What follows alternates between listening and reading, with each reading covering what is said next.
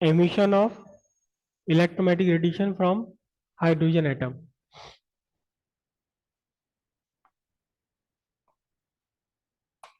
अब इसका क्या मीनिंग है? एक हाइड्रोजन एटम अपनी ग्राउंड स्टेट में है, इसे आपने, इसकी एनर्जी है -13.6 इलेक्ट्रॉन वोल्ट। अगर आपने इसे एनर्जी दे दी इतनी, जिस एनर्जी को लेकर ये ऊपर किसी के ऊपरी स्टेबल एनर्जी लेवल पर पहुंच सके, तो ये एनर्जी एक्सेप्ट करेगा और हायर स्टेबल एनर्जी लेवल पर पहुंच गया। अगर नीचे का ग्राउंड स्टेट या नीचे का कोई भी एनर्जी लेवल खाली है तो ऊपर रुक नहीं सकता, इलेक्ट्रॉन से लौटकर वापस आना होगा। सपोज आपने इतनी एनर्जी दी कि n=5 पर वो पहुंच गया, तो उसे फिर वापस लौटना है, और n=5 से वो n=3 पर लौट रहा है। तो फिर इन दोनों n=5 यानी फिफ्थ एनर्जी लेवल और थर्ड एनर्जी लेवल के बीच जितनी एनर्जी का डिफरेंस है, ये डिफरेंस वो अपने अंदर से बाहर रेडिएट आउट कर देगा। मतलब क्या है?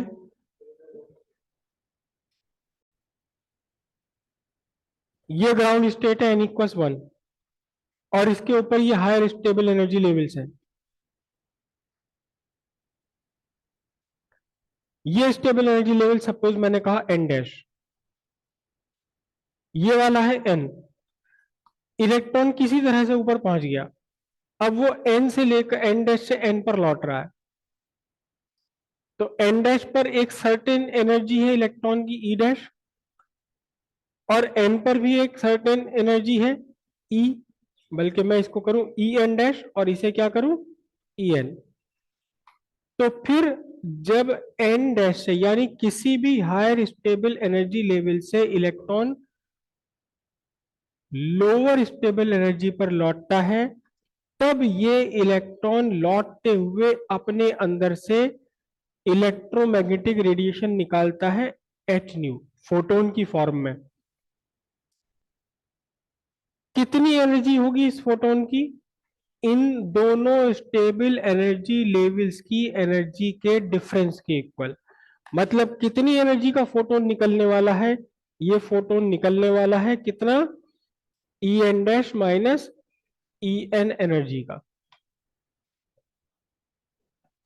दोनों एनर्जी के डिफरेंस के बराबर ही एनर्जी एमिट कर देगा बाहर ये। ठीक है, तो अब हम इसके स्पेक्ट्रम को स्टडी करेंगे कि n= यहां से n=1 तक आए तो क्या होता है, n=2 तक आए किसी भी हायर से, n=3 तक आए तो क्या क्या होता है। ठीक है, लिखिए। If electron in hydrogen atom, या किसी भी एटम की बात है, ये सिर्फ हाइड्रोजन एटम की बात नहीं, किसी भी एटम में हो सकता है।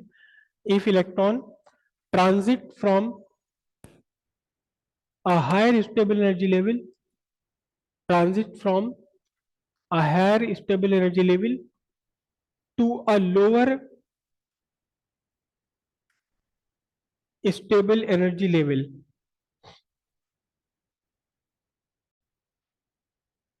it emit energy in the form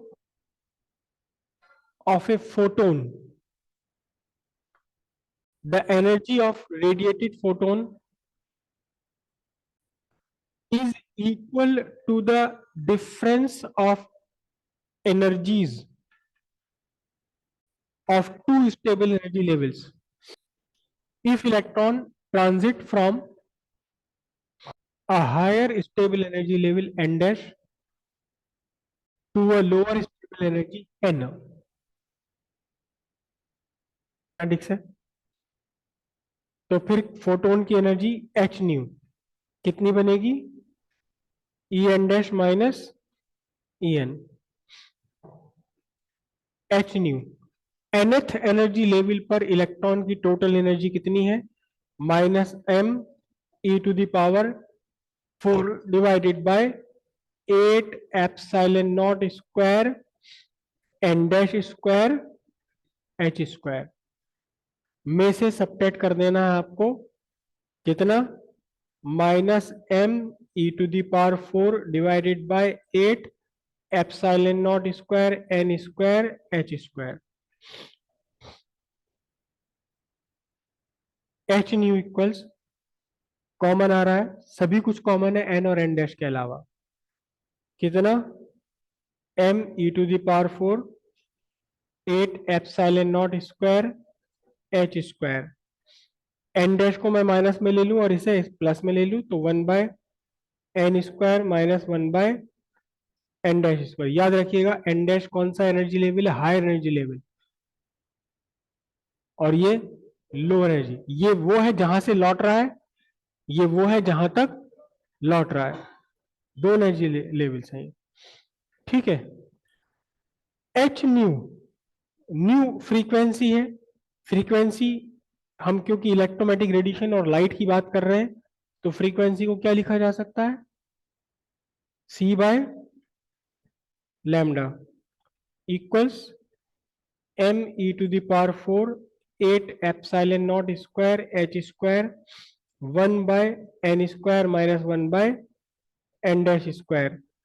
और यहां से आप 1/लैम्डा छोड़ दीजिए, 1/लैम्डा अपने पास रखिए, बाकी सब दूसरी साइड पहुंचा लीजिए, तो क्या बनेगा देखिए, c अपॉन में जाएगा और h के साथ क्या बन जाएगा, 8 epsilon not c h cube 1/n² minus n dash square. और इसी तरह से देखें, अगर आप यहां देखें तो mass of electron, charge of electron 8 epsilon not C H, ये सब क्या है, कांस्टेंट है, ठीक है। Here m e to the power 4 by 8 epsilon not square C H cube is a constant, और इस कांस्टेंट का एक नया नाम है रिडबर्ग साइंटिस्ट के नाम पर,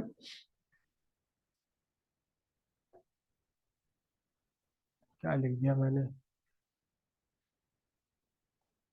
रिडबर्ग कांस्टेंट, जिसे रिप्रेजेंट करते हैं आप किससे, कैपिटल आर से। तो अब इस इक्वेशन में से सब कुछ हटा दीजिए, क्या रख दीजिए यहाँ, अच्छा एक चीज और है, यहाँ 1/लैम्डा, यहाँ 1/लैम्डा कहलाता है वेव नंबर। वेव नंबर का मतलब होता है क्या, number of waves per unit length, per unit length of free space या मीडियम जो भी है, और इसे आप रिप्रेजेंट करते हैं 1/लैम्डा को न्यू बार। फ्रीक्वेंसी नहीं है एक्चुअली, ये फ्रीक्वेंसी नहीं है, number of waves per unit length है ये। तो अब आपके लिए इक्वेशन बनी क्या, न्यू बार, और ये सब हटा करके आपने क्या रख दिया बताओ, रिडबर्ग कांस्टेंट कैपिटल आर रखा, और अब आ गया आपका 1/n² minus 1/n dash square. ये रिलेशन निकल कर आया, ठीक है।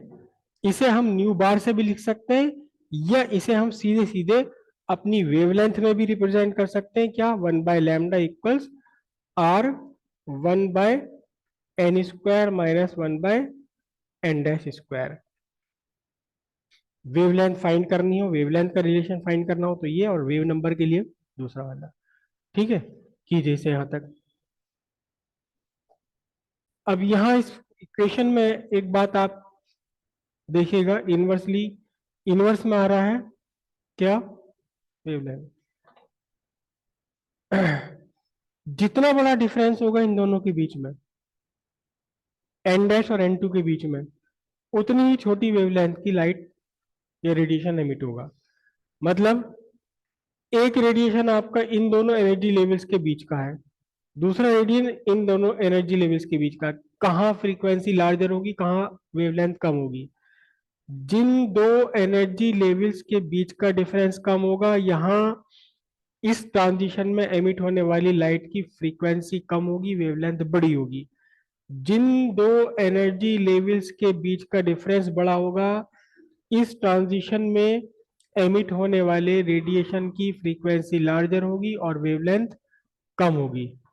ठीक है, तो एक एक नंबर का इस तरह का क्वेश्चन भी आ जाता है कि इलेक्ट्रॉन यहां से यहां ट्रांजिट हुआ, बताओ किसमें वेवलेंथ बड़ी है, किसमें फ्रीक्वेंसी बड़ी है। लिख लीजिए इसके नीचे, larger the difference between n dash and n, larger the difference between n dash and n, smaller is the wavelength, what is the wavelength of light emitted, smaller is the wavelength के साथ साथ एक बार लिख लो larger is the frequency of light emitted। हालांकि इसको लिखने की कोई रिक्वायरमेंट नहीं है, जब वेवलेंथ कम है तो फ्रीक्वेंसी अपने आप ज्यादा होने वाली है। नेक्स्ट लिखिए, depending upon the transition of electron, emission spectrum of hydrogen is divided into different series। अब एक एक करके हम सीरीज की बात करेंगे। देखो सीरीज का क्या मतलब हुआ, पहले समझ लीजिए आप सीरीज का मतलब क्या हुआ। ये आपका हाइड्रोजन एटम है, ये n is equal to 1 stable energy level, ground state में है। अगर इलेक्ट्रॉन फर्स्ट ऑर्बिट में फर्स्ट स्टेबल एनर्जी लेवल पर रिवॉल्व कर रहा है तो हम कहेंगे कि ये पूरा का पूरा एटम इस टाइम ग्राउंड स्टेट में है।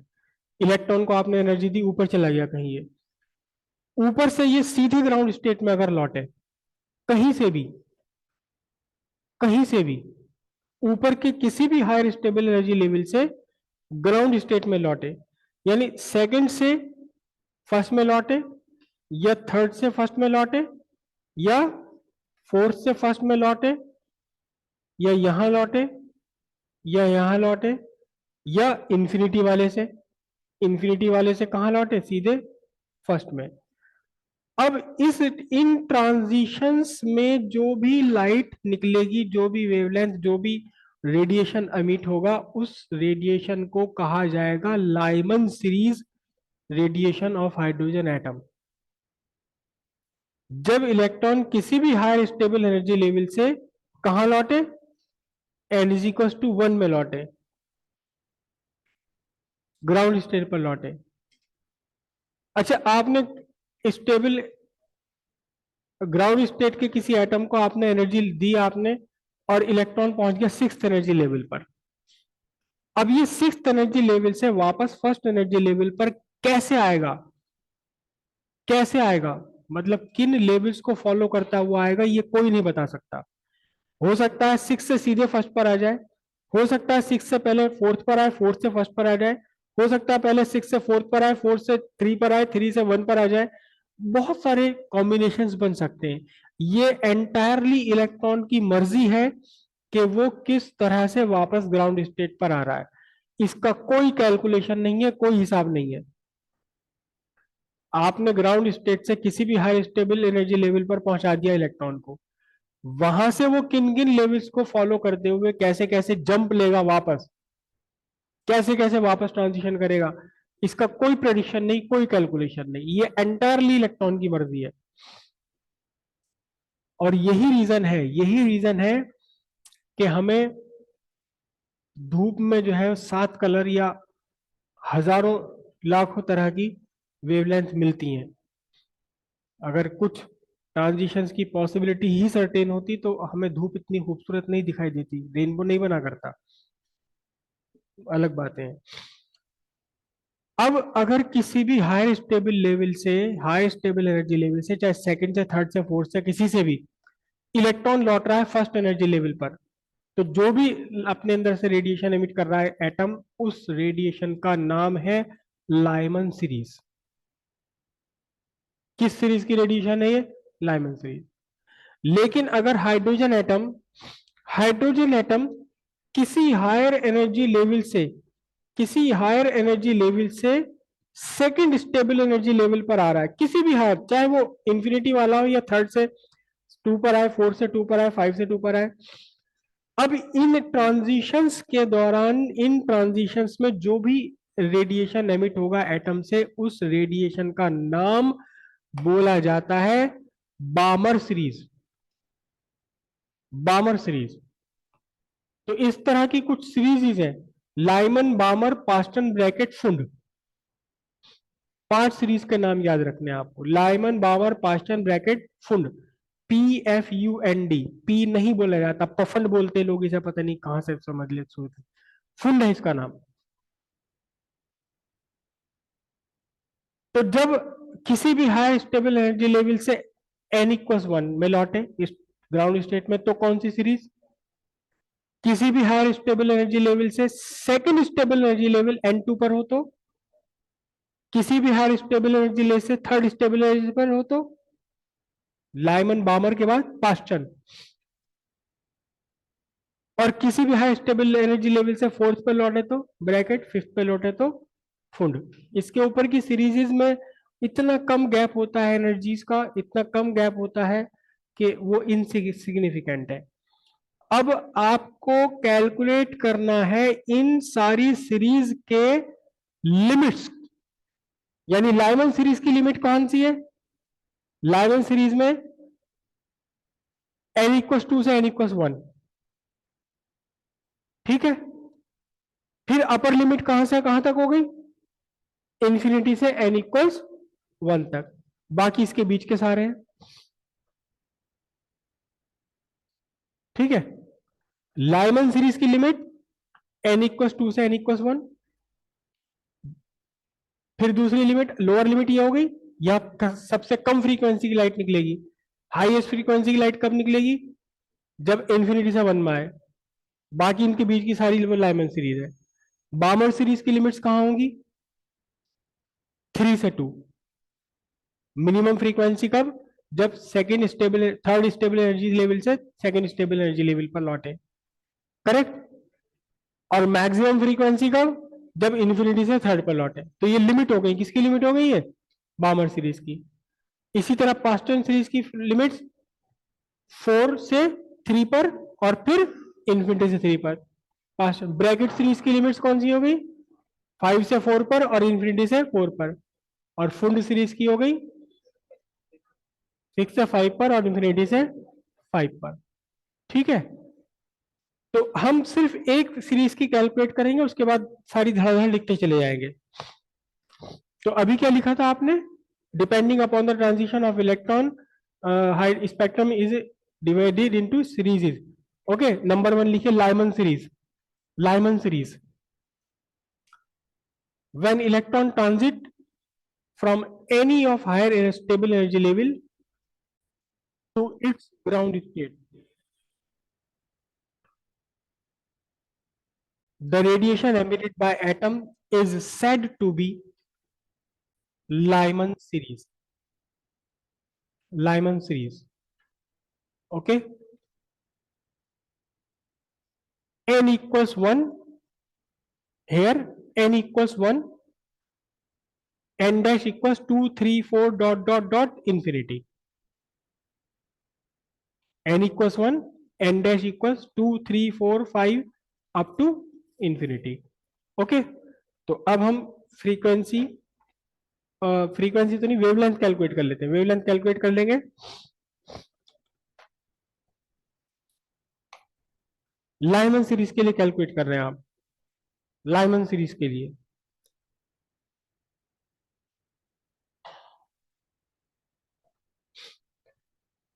लाइमन सीरीज के लिए, ठीक है।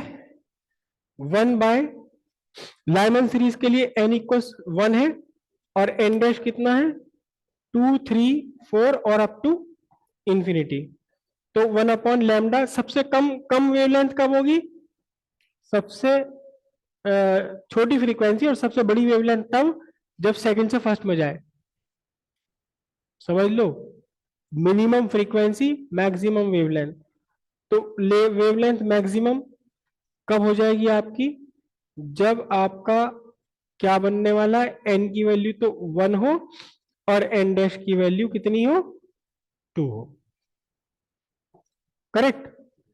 और इसका पूरे का आंसर आपका निकल कर आएगा यहां से, लैम्डा की मैक्सिमम वैल्यू ये निकल कर आएगी आपकी 91.6 नैनोमीटर, ठीक है, जब आप आर की वैल्यू सब कुछ इसमें सब्स्टिट्यूट करेंगे, जब ये लैम्डा मिनिमम मैक्सिमम होगा तो न्यू फ्रीक्वेंसी मिनिमम होगी, कितनी हो जाएगी, सी अपॉन लैम्डा मैक्सिमम। जब लैम्डा मैक्सिमम है तो फ्रीक्वेंसी कितनी होगी, मिनिमम। ठीक है, उसे हम कैलकुलेट नहीं कर रहे। अब 1/λ मिनिमम, लैम्डा मिनिमम कब होगी, जब आपका ट्रांजिशन कहां से कहां हो, इंफिनिटी से। ठीक है, और यहां से आपके लिए लैम्डा मिनिमम कैलकुलेट हो जाएगा, लैम्डा मिनिमम निकल कर आएगा यहां से कितना, लैम्डा मिनिमम निकल कर आएगा, नहीं शायद मैंने उल्टा लिख दिया भाई, ये तो लैम्डा मिनिमम है, ये लैम्डा मैक्सिमम मैंने उल्टा कैलकुलेट कर दिया। लैम्डा मैक्सिमम निकल कर आना है 121 नैनोमीटर, और लैम्डा वन निकल कर आना, मिनिमम निकल कर आना 91.6 नैनोमीटर। और फिर जब लैम्डा मिनिमम होगा तो फ्रीक्वेंसी मैक्सिमम कितनी होगी, सी अपॉन लैम्डा मिनिमम। ठीक है, ये लाइमन सीरीज के लिए। बामर सीरीज के लिए आप यहां क्या रखोगे, यहां 2 रखा जाएगा, यहां 3, यहां 2 रखा जाएगा, यहां इंफिनिटी। लाइम बामर पास्टन सीरीज के लिए यहां 3 और यहां 4, यहां और यहां इंफिनिटी। अब ये जो लाइमन सीरीज है, ये लाइमन सीरीज आपकी पड़ती है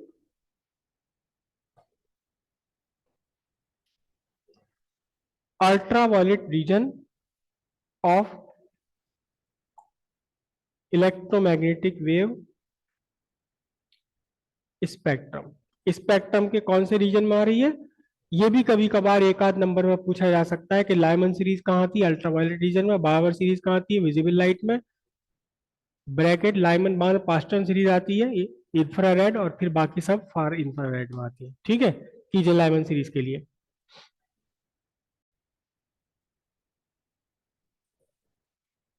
बामर सीरीज, बामर सीरीज के लिए n equals to n dash equals 3/4 infinity, और फिर यहां आपका लैम्डा मिनिमम, लैम्डा मिनिमम निकल कर आता है 366.4 नैनोमीटर, और लैम्डा मैक्सिमम निकल कर आता है कितना,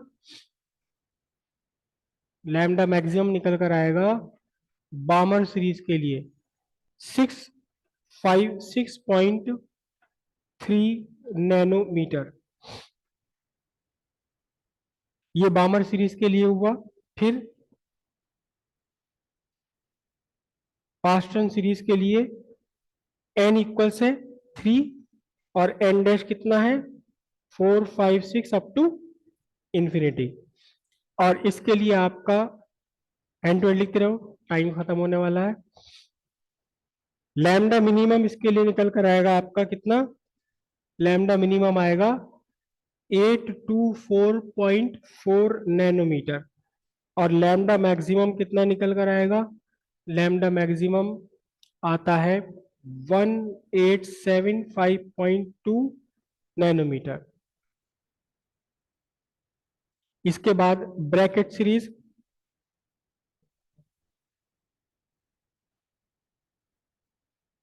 ब्रैकेट सीरीज के लिए n की वैल्यू है 3, और n डैश की वैल्यू है 4 5 6 अप टू इंफिनिटी। हाँ, अच्छा अच्छा, n की वैल्यू 4 और n डैश की वैल्यू 5 6 7। और ब्रैकेट सीरीज में आपकी लैम्डा मिनिमम, लैम्डा मिनिमम कितनी है, लैम्डा मिनिमम है 1458.5 नैनोमीटर, और लैम्डा मैक्सिमम आ जाती है 4050.8 नैनोमीटर। और उसके बाद लास्ट में आता है फुंड सीरीज, फुंड